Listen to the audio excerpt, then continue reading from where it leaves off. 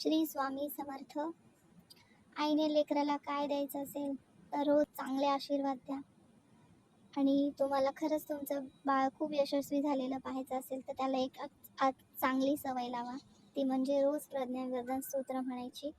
आणि यातून तुमच्या बाळाला काय मिळणार आहे, यातून तुमच्या बाळाला अभ्यासात रुची निर्माण होईल, केलेला अभ्यास लक्षात राहील, प्रार्थनेची सवय लागेल, शिवाय रोज संस्कृत बोलल्यावर आरोग्यावरही त्याचा चांगला परिणाम होईल.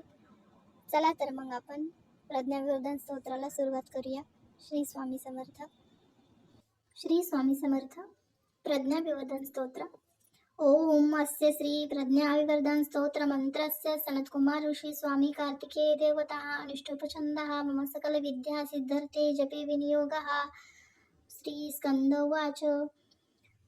योगीश्वरो महासेन कार्तिकेय योगिनंदन स्कंद कुमार सेनानी स्वामी शंकर संभव.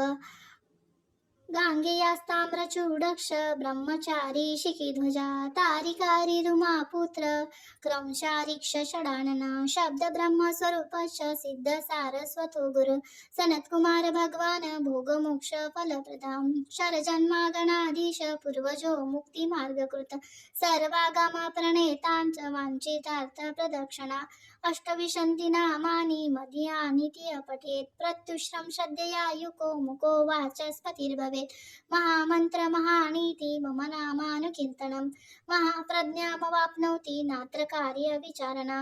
इति श्री प्रज्ञाविवर्धन स्तोत्र संपूर्णं. श्री स्वामी समर्थ.